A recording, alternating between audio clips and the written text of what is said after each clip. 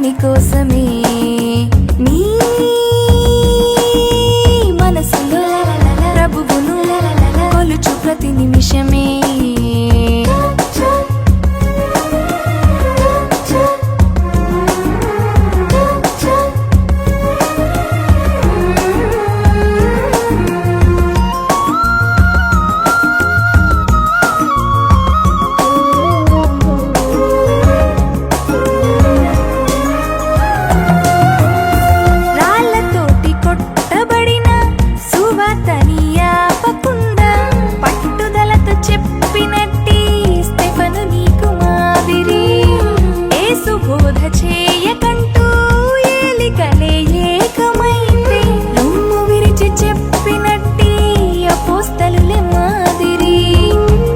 వస్తే కైసరైనా ఎదురు తిరుగునేస్తమా ఎదురు పెడితే ఎవడైనా నిదురపోకుమా మనసు నిండా వాక్యముంటే మనిషి నిన్ను ఆపలేడు ఆత్మకున్న ఆశయంతో కదులు ముందుకు సజ్జన ద్వేషులు ఇలలో సహజం ప్రభువుకే తప్పలే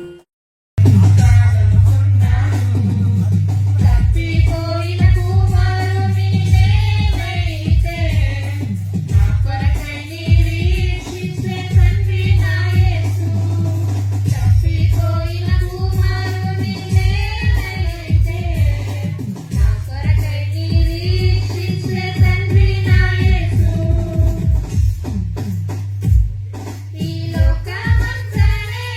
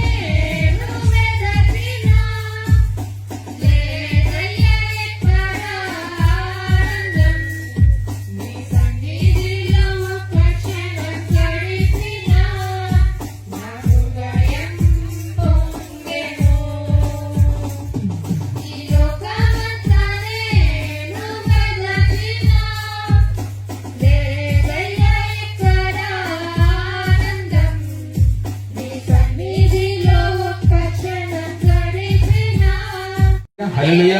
ఇంకొకసారి ప్రైజ్ ది లార్డ్. పరమా జీవము నాకు నివా, తిరిగి లేచెను నాతో నుండా. జీవము నాకు లేచెను నాతో నుండా. నిరంతరము నన్ను నడిపించును, మరల వచ్చి యేసుకొని పోవును. నిరంతరము నన్ను నడిపించును, మరల వచ్చి యేసుకొని పోవును. యేసు చాలును, అందరు గట్టిగా యేసు చాలును. ఏ సమయమైనా ఏ స్థితికైనా నా జీవితములో యేసు చాలును. సాతాను శోధనలధికమైన సొమ్మసిల్లక సాగి వెళ్ళెదను. అందరం సాతాను శోధన సొమ్మసిల్లక సాగి వెళ్ళెదను. లోకము శరీరము లాగినను, లోబడక నేను వెళ్ళెదను. లోకము శరీరము లాగినను, లోబడక నేను వెళ్ళెదను. అందరం యేసు చాలును, దగ్గరగా చాలును. హల్లెలూయా హల్లెలూయా.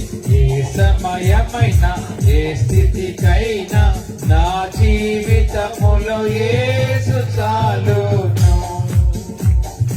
పచ్చిక బయలలో పరుండ చేయును, శాంతి జలము చెంత నడిపించును.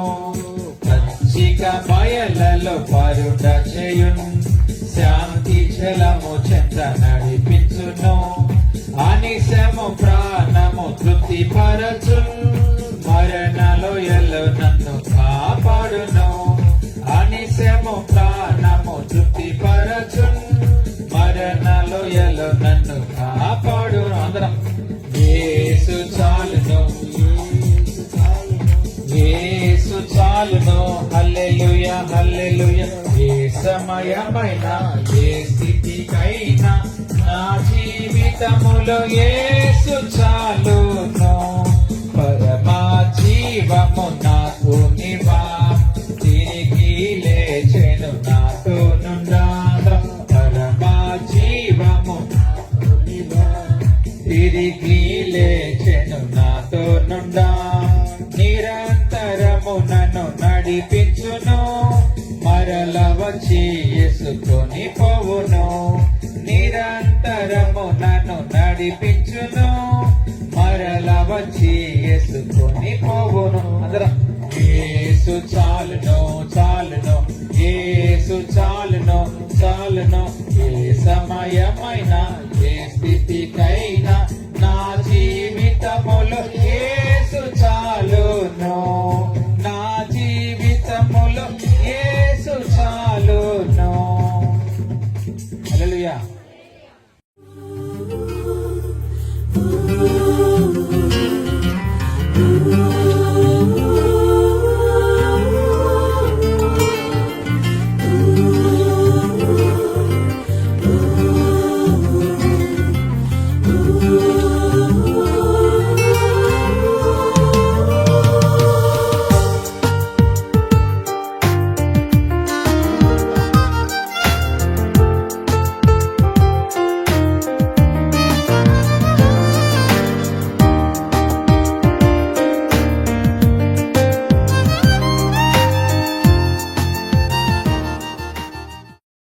క్రమంగా ఇస్సాకు దాసులు వచ్చి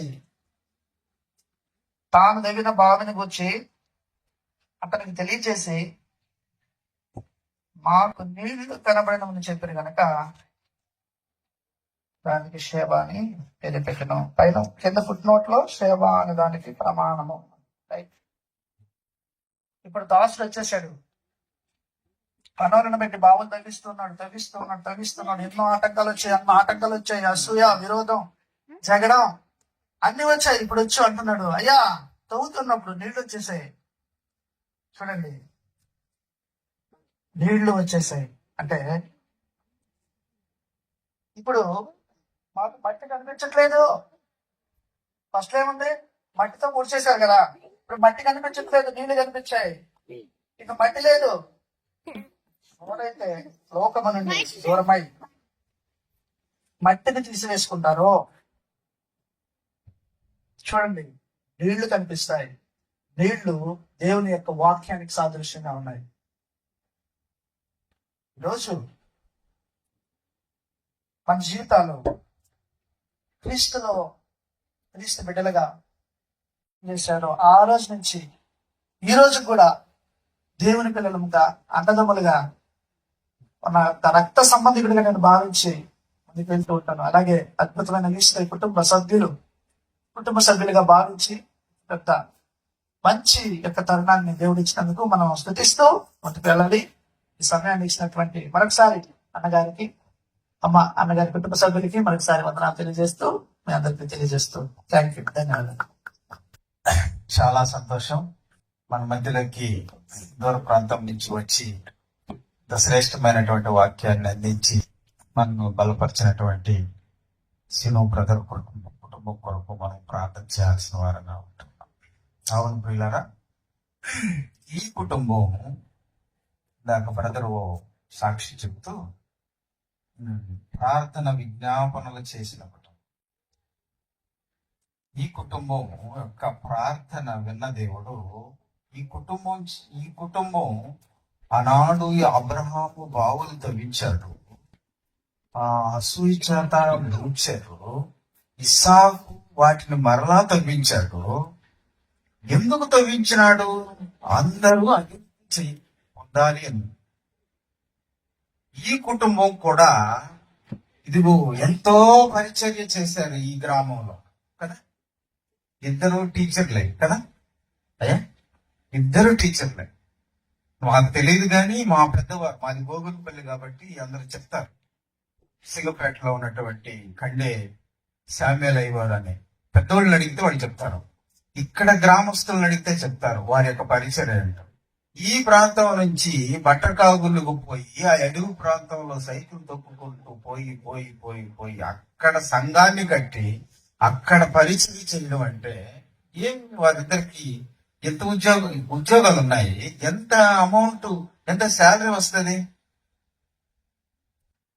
కాపగా ఉండొచ్చుగా. ఇది దేవుని యొక్క సంకల్పం, దేవుని యొక్క ప్రణాళిక. వారు కట్టబడాలి, నశించిపోయే ఆత్మల కొరకు వారు ఆరాటపడినటువంటి ఆ విధానాన్ని జ్ఞాపకం చేసుకోవాలి. ఏలీ కుమారులు ఏమైపోయారు?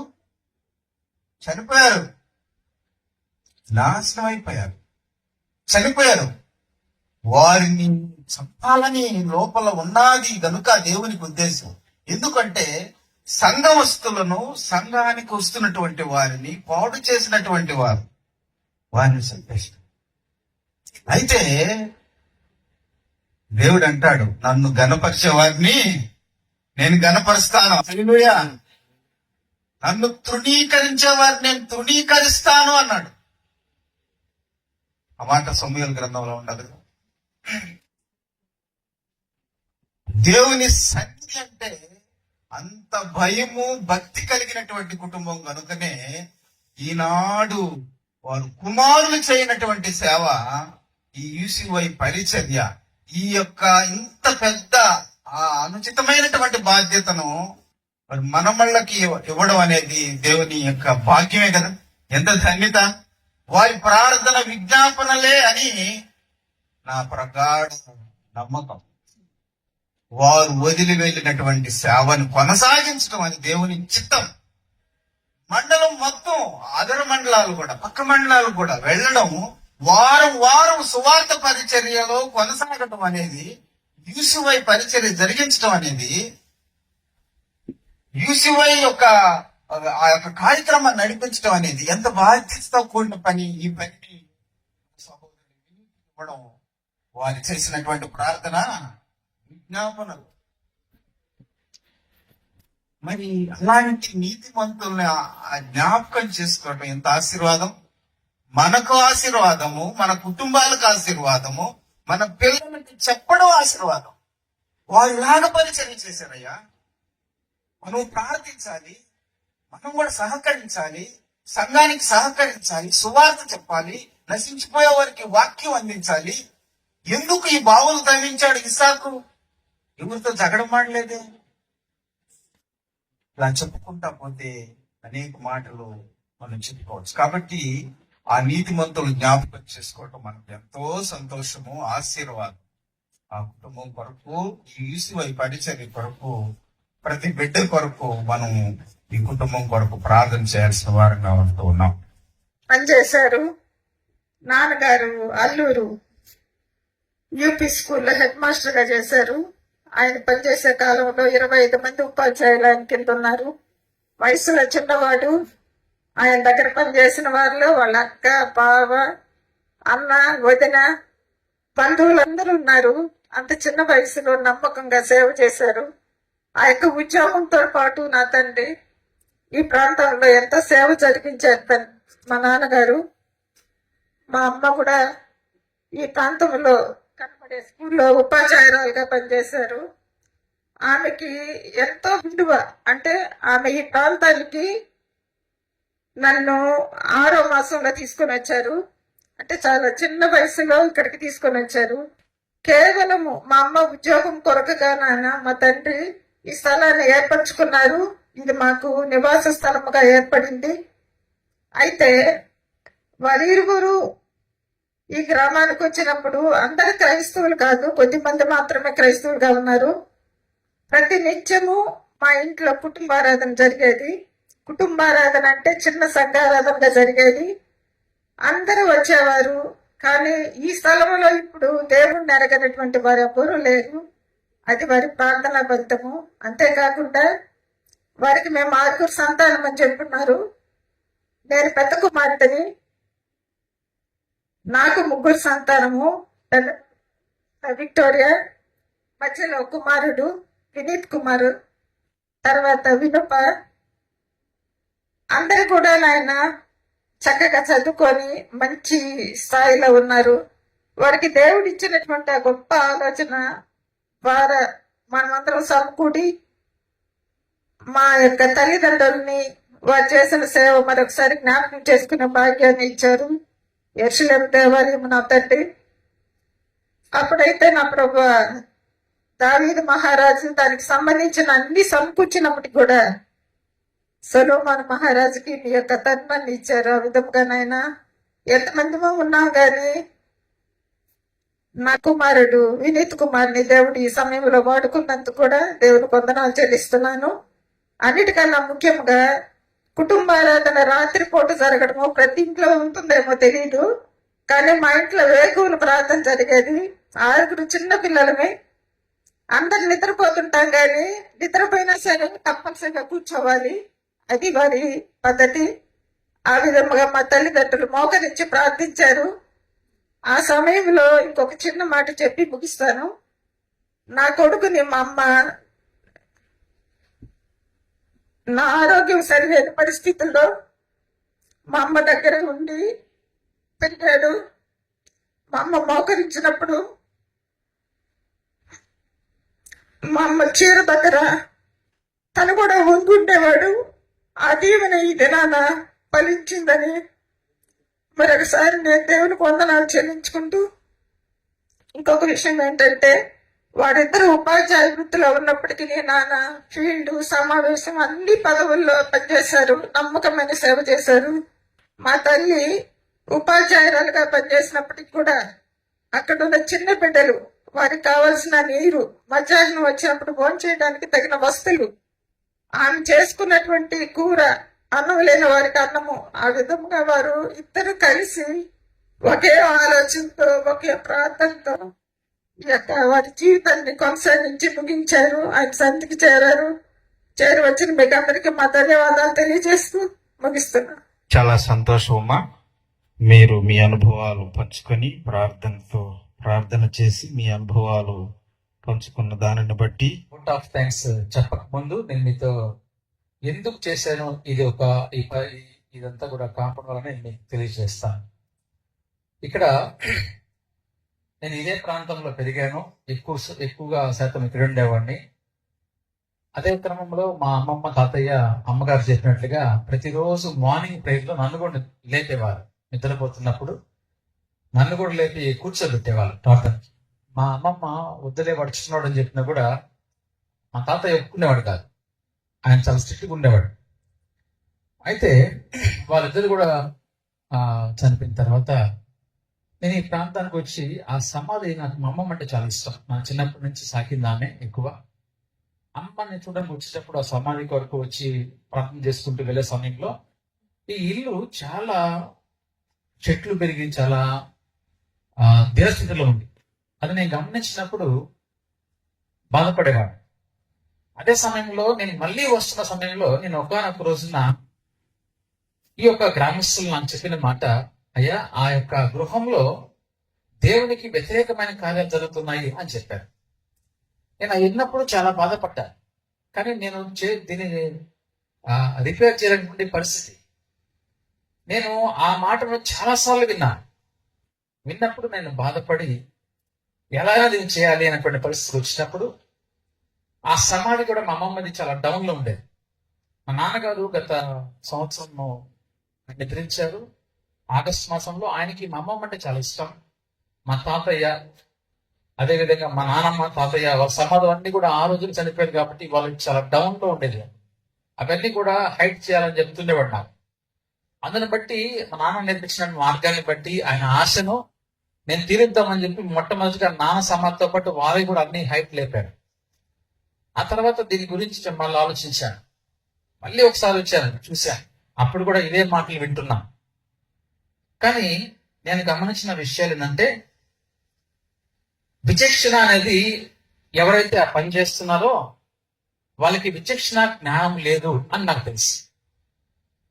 ఎందుకంటే వాళ్ళ తల్లిదండ్రులు వారిని దేవుళ్ళు పెంచలేదేమో అని నాకు అనిపించింది.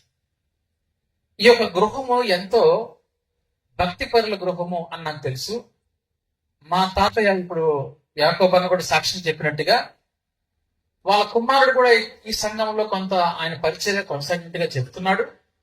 అదే క్రమంలో మా తాతయ్య కొత్తసింగపేట గ్రామంలో కొత్తసింగపేట సంఘము స్థాపన విషయంలో సహాయపడ్డారు. కుల సమాజంలో కూడా ఆయన ఒక మంచి స్థానం ఆయనకుంది. బట్టరకాకుల్లో ఒక స్థానం ఏర్పాటు చేశాడు. నేను వింటున్నప్పుడు నాకు ఒకటే బాధ, ఎందుకని ఆ గృహాన్ని ఆ విధంగా ఉపయోగిస్తున్నారు? ఒకవేళ వాళ్ళు లేకపోవచ్చు, అయినప్పటికీ కూడా ఆ విధంగా ఆ గృహాన్ని ఉపయోగించాలన్నా అని నాకు బాధ కలిగింది. నేను ఒకటే గమనించిందంటే, బైబిల్లో ఒక మాట ఉంది,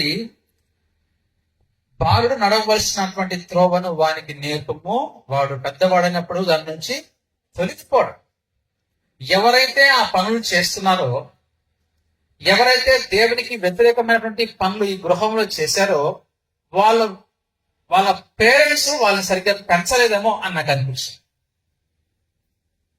వాళ్ళని సరిగ్గా పెంచలేదు కాబట్టి వాళ్ళు ఈ రోజు ఈ స్థానానికి, ఈ ప్లేస్ ని వాళ్ళు ఎన్నుకున్నారు. ఎన్నో ప్రాంతాలు ఇక్కడ ఉన్నాయి, అయినప్పటికీ కూడా విచక్షణ కోల్పోయి ఒక మంచి హెడ్ మాస్టర్, సేమ్ టైంలో ఒక మంచి పాస్టర్, అదే విధంగా సేవకుల్ని ప్రేమించినటువంటి కుటుంబం, దీన్ని మనం పాడు చేయకూడదు అనేది విచక్షణ లేదు అంటే తల్లిదండ్రులు వాళ్ళని సక్రమంగా పెంచలేదు అని నాకు అర్థమైంది. కాబట్టి ఎవరైతే ఇక్కడ కూర్చున్నారో, మీ బిడ్డల్ని మంచిగా పెంచకపోతే మీ బిడ్డల వల్ల సమాజానికి ఎంతో నష్టం ఉందని నేను మీకు తెలియజేస్తా ఉన్నా. దేవునికి వ్యతిరేకమైన పనులు చేశారని నేను ఆలోచించి, నా దగ్గర డబ్బులు అంతగా లేనప్పటికీ కూడా నేను ఒక నిర్ణయం తీసుకొని మా అమ్మతో పంచుకొని, అంతకంటే ముందుగా మా అక్క ఒకటే చెప్పింది, ఈ స్థలము మనది కాబట్టి నువ్వు దీన్ని జాగ్రత్తగా చేయమన్నప్పుడు నేను క్లీనింగ్ వర్క్ కాకుండా దీన్ని పూర్తిగా కాంపౌండ్ కట్టేసి ఈ కాంపౌండ్ వాళ్ళలో ఏదైనా మంచి పని చేయాలి అని అనుకున్నాను. పూర్వవైభవం నేను తీసుకొని రావాలి. ఈ రోజున ఏలియా బిడ్డలు ఏమైపోయారు? ఆ శాపం అనేది దేవుడు ఖచ్చితంగా ఒకరోజు ఇస్తాడు. ప్రతి దానికి ఒకరోజు ఉంటుంది. అందుకోసమే మన బిడ్డల్ని దేవుళ్ళలో పెంచాలి. ఈరోజు నాకు ఎలా వచ్చింది ఆలోచన? ఇది ఒక మనవడిగా నేను ఉన్నాను కదా. ఎందుకు వచ్చింది ఆలోచన? మా మా మా నాన్నగారు నా విధంగా పెంచాడు. ఆ డబ్బులు నేను దాచిపెట్టుకోవచ్చు, ఆ డబ్బులు నా అకౌంట్లో వేసుకోవచ్చు. నేను ఆ విధంగా ఆశించలేదు. నా పూర్వీకులు నన్ను పెంచినటువంటి మా నాన్నమ్మ, మా అమ్మమ్మ, తాతయ్య, మేము సైకిల్లో వచ్చేవాడిని మా తాతయ్య తీసుకొని వచ్చినప్పుడు. ఎందుకు వాళ్ళ గృహం అయిపోవాలి ఇలా అంటుంటే నేను వచ్చినప్పుడు అందరూ అడిగాను నన్ను, ఏం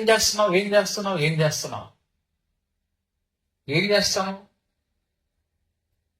ఒక స్థలాన్ని మనము పాడు చేస్తున్నప్పుడు అది ఎంత బాధండి. కనుక ప్రభువుని ప్రియమైన దేవుని బిడ్డలారా, ఖండించేటువంటి ఒకడు ఉండాలి. అందుకోసమే జాగ్రత్తగా ఆలోచించండి. ఆశీర్వాదాలు ఈరోజు మీ కుటుంబంలో లేవు అంటే దానికి కారణం ఒకటే, యెహోవా యందు భయభక్తులు కలిగి ఆయన త్రోవ నడుచు వారందరూ. కింద మనం గమనించినప్పుడు నీ చేతుల కష్టాన్ని తింటావు, నీ లోగిట నీ భార్య ఫలించే ద్రాక్ష వల్లి వల్ల ఉంటుంది. అదే సమయంలో నీ పిల్లలు నువ్వు చూస్తావు. నీ దేవుడు దీవిస్తాడు. ఎందుకు వచ్చాయి ఈ దీవెనలు 108 కీర్తనలో? ఈ చదువుకుంటా వెళ్ళిపోవడం కాదండి. ఈ రోజు నీ కుటుంబ పరిస్థితి అలా ఉందంటే నువ్వు చేసినటువంటి దేవునికి వ్యతిరేకమైన పనులు. ఈ రోజు నీవు భయభక్తులు లేకుండా ఇష్టానుసారంగా ప్రవర్తిస్తున్నావంటే, ఒక త్రాగుడికి బానిసైపోయి ఒక వ్యభిచారం చేస్తూ ఎక్కడ చేస్తున్నావు అనేటువంటి విచక్షణ నీకు కోల్పోతున్నావంటే నీ పరిస్థితి ఎలా ఉంది ఈ రోజున? ఆలోచించాలి మనందరం కూడా. క్రైస్తవ బిడ్డలుగా, దేవుని నమ్ముకున్న బిడ్డలుగా దేవుని వాక్యాన్ని పక్కన పెట్టి నీవు దేవుని యొక్క జ్ఞానాన్ని పూర్తిగా కోల్పోయి సాతాను యొక్క జ్ఞానంతో నింపబడి ఈరోజు నేను బాగు చేస్తున్నప్పుడు 100 మంది వచ్చి నన్ను అడుగుతున్నారే. ఆలోచించాలండి నీ అందరూ కూడా. ప్రభువును ప్రియమైన దేవుని బిడ్డలారా, దేవుణ్ణి మనం దుఃఖపరచకూడదండి. పిల్లల్ని చిన్నప్పటి నుంచి దేవునిలో పెంచండి. అప్పుడు దేవుడు వాళ్ళకి మంచి జ్ఞానము, మంచి ఆలోచన, ఎవరితో ఎలా మాట్లాడాలి, ఇవన్నీ కూడా మనం నేర్చుకుంటాం. ఈరోజు అందుకోసం నేను నిర్ణయం తీసుకున్నా. కాబట్టి మనకు ఆశీర్వాదాలు మీ కుటుంబంలో లేవు అంటే నీ ప్రవర్తన సరి చేసుకో. నీ ప్రవర్తన దేవునికి అప్పచెప్పు. దేవుడు సరి చేస్తాడు, ఆయనకు అప్పచెప్పు. నీవు ఈ రోజున త్రాగబోతుగా, వ్యభిచారిగా ఉంటే నీ బిడ్డలు కూడా అదే విధంగా తయారవుతారని తెలియజేస్తా ఉన్నా. దేవుని వాక్యం అంటా ఉంది, నన్ను ప్రేమిస్తే నేను నిన్ను ప్రేమిస్తాను. ఈరోజు మనం ఆయన్ని ప్రేమిస్తున్నాము అంటే దేవుని వాక్య ప్రకారంగా జీవించాలి. ఈరోజు ఎంతో సంతోషం. నేను రాత్రి వాతావరణం మారిపోతే ఆ ప్రాంతం మేము ఉండేటువంటి ఆ ఇల్లు దగ్గర ఆ ప్రాంతంలో మేము ఎక్కడైతే మా అమ్మమ్మ కూర్చో ఉంటుందో ఆ ప్లేస్కి వెళ్ళి కరెక్ట్ నేను మోకాళ్ళని ప్రార్థన చేశా. అయ్యా నీకు స్తోత్రం ప్రభా, వాతావరణం మారిపోతా ఉంది నాయన, ఒక్క రోజు నాకు సమయం ప్రభా. అందరం కూడుకోవాలి, సాక్ష్యం చెప్పాలి, వాళ్ళ పూర్వ వైభవాన్ని మనం తీసుకొని రావాలి ప్రభా. మిమ్మల్ని నమ్ముకున్న బిడ్డలయ్యా అడిగినప్పుడు దేవుడి రోజు నాకు ద్వారాలు తెచ్చాడు. హల్లెలూయా. కనుక ప్రభువునందు ప్రియమైన దేవుని బిడ్డలారా, ఎంతో చరిత్ర కలిగిన సంఘాలు మన సంఘం, ఎంతో చరిత్ర కలిగిన సంఘాలు. వాక్యం చదువుకుంటూ వెళ్ళిపోవడం కాదు, రాత్రి బొగ్గులు వాక్యం చదవడం కాదు. ఆ వాక్యాన్ని ఎంతవరకు నువ్వు అన్వయించుకుంటున్నావు, ఆ వాక్య ప్రకారంగా నువ్వు ఎంతవరకు జీవిస్తున్నావు. జీవించేవాడు నాలాగుంటాడు. అర్థమవుతుందండి? ఆలోచిస్తాడు. అన్ని విషయాల్లో ఆలోచన కలిగి మనము ముందుకెళ్ళేటువంటి పరిస్థితుల్లో ఉండాలి అని నేను మీకు తెలియజేస్తా ఉన్నా. అదేవిధంగా నాకెవరైతే సహకరించారు, మరి ఈ యొక్క లోకల్లో కూడా నాకు జాన్ మామ వాళ్ళ కుటుంబము, దినకర్ వాళ్ళ కుటుంబము, శేఖర్ మామ వాళ్ళ కుటుంబం అంతా కూడా ఈ యొక్క సమయంలో మాకు సహకరించారు. వాటర్ ఇవ్వడము, వాళ్ళందరూ కూడా ప్రత్యేకంగా వందనాలు తెలియజేస్తున్నారు వాళ్ళ కుటుంబాలకు. అదేవిధంగా మన స్థానిక సంఘ కాపరి యోహాన్ పాస్టర్ గారు, వారు కూడా చెప్పిన వెంటనే అనౌన్స్ చేశారు. యాకోబ్ అన్న గారికి, అహరోన్ అన్న గారికి, కమిటీ వారందరికీ వందనాలు. వారు కూడా అనౌన్స్ చేపించి అందరిని కూడా ఈ విధంగా తీసుకొచ్చినందుకు మీకు వందనాలు తెలియజేస్తున్నాను. అదేవిధంగా ఈ ఫ్లెక్స్ ఎవరైనా చేశారో మరి మా సహోదరుడు సుకుమార్ బదలికి వారికి వందనాలు తెలియజేస్తున్నాను. ఈ యొక్క క్లీనింగ్ విషయంలో మనకు జేమ్స్ బ్రదర్, మా సంఘస్థులు జేమ్స్ వినయ్ వాళ్ళు వచ్చి చేశారు. అయితే ఎక్కువగా చేసింది ఎవరంటే ఏసేపు, ఆ అబ్బాయి సాల్మన్, అదేవిధంగా నాగూర్, వీళ్ళు ముగ్గురు కూడా రాత్రి మగులు ఇక్కడే ఉండి దీన్ని మొత్తం పరిచయం చేశారు. అందుని బట్టి వారికి కూడా ప్రత్యేకంగా వందనాలు తెలియజేస్తున్నాను. అదేవిధంగా ఆర్కెస్ట్రా విషయంలో మన గాంధీ పాస్టర్ గారు ఈ యొక్క చెర్లో చెలి సంఘంలో ఉన్నటువంటి ఆ గాంధీ పాస్టర్ గారు అడిగినప్పుడు పాస్టర్ గారు వెంటనే సౌండ్ సిస్టమ్ అరేంజ్ చేశారు. అందుని బట్టి పాస్టర్ గారికి వేరే మీటింగ్ ఉండి వెళ్ళారు. అయితే వాళ్ళ కుమారుడు వచ్చారు, ఆ బాబు కూడా ప్రత్యేకంగా వందనాలు బాబు, మీకు దేవుడు మిమ్మల్ని దీవించిన గాక. అదే విధంగా మా బంధువులు, స్నేహితులు, అదే విధంగా స్థానిక సంఘస్థులందరికీ కూడా ప్రత్యేకంగా వందనాలు తెలియజేస్తాను. ప్రాముఖ్యంగా విషయం ఏంటంటే నా యొక్క సేవకులు, నా శ్రేయోభిలాషులు ఎవరైతే ఇక్కడ చేరినారో వారందరికీ పేరు పేరు వరుసన అందరికి వందనాలు తెలియజేస్తున్నాను. అదేవిధంగా మా గిటియోను సంస్థ జనార్దన్ గారు వచ్చినారు, డాక్టర్ జనార్దన్ గారు. నేను గిటియోన్ మెంబర్ కాబట్టి మా గిటియోన్ ఫెలోషిప్ ద్వారా తరపున మరి సార్ పంపించారు, దాన్ని బట్టి వందనాలు. ఆ తర్వాత వరుసగా అందరు పాస్టర్స్ అందరికి కూడా, మా సురేష్ బాబు బ్రదర్, ఈసీవై టీం సభ్యులు, స్థానిక సంఘ పరియోహన్ పాస్టర్ గారికి, మరి ముఖ్యంగా మా సీనున్నకి, ఎందుకంటే నేను అడిగిన వెంటనే అక్కడి నుంచి కారు తీసుకుని వాళ్ళ పిల్లలందరూ వచ్చారు. అందులో నాకు కూర్చున్నారు వాళ్ళ పిల్లలు ఇద్దరు, లేచి నిలబడినారు ఇద్దరు. వాళ్ళిద్దరు మా సిస్టర్ పాప వాళ్ళ కుటుంబాన్ని కూడా వందనాలు తెలియజేస్తున్నామా.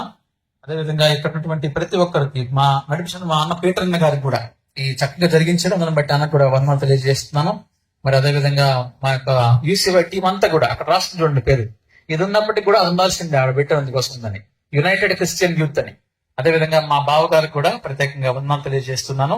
మా అమ్మకు చేసినటువంటి ప్రతి ఒక్కరికి, బట్టర్ సంఘస్థులకు, యూసీవై టీంకు, అదేవిధంగా పూర్ణి, ఇందుపూరు, అదేవిధంగా ఇసుపల్లి ఎవరైతే వచ్చినారో వాళ్ళందరికీ నేను వందనాలు తెలియజేస్తూ, మీరు చక్కగా భోజనం చేయండి, మా కుటుంబం గురించి ప్రార్థన చేయండి. ఇక్కడ ఉన్నటువంటి లోకల్ ఎవరైతే ఉన్నారో వారు ఇక మీదట నాకంటే ముందుగా మీరే ఒక సీసీ కెమెరా లాగుండి ఇక్కడ దీన్ని భద్రపరిచి చక్కగా దీన్ని దేవునికి మహిమకరంగా దీన్ని వాడుకుందాం. ఎవరైనా ప్రార్థన చేసుకున్నాం అంటే చక్కగా చేసుకోవచ్చు. అలా దీన్ని వాడదాము. ప్రభు చిత్తం అయితే నెక్స్ట్ ఇయర్ ఇక్కడ ఒక చిన్న ప్రేయర్ సెల్ ని నిర్మించి వాళ్ళ పేర్లతోటి పెట్టాలని ఆలోచిస్తున్నాను. దేవుడు నాకు ఆయుష్ ఇస్తే నేను నెక్స్ట్ ఇయర్ దాన్ని ప్రారంభం చేయాలని తెలియజేస్తూ మాటలు ముగిస్తున్నాను. అందరికీ వందనాలు.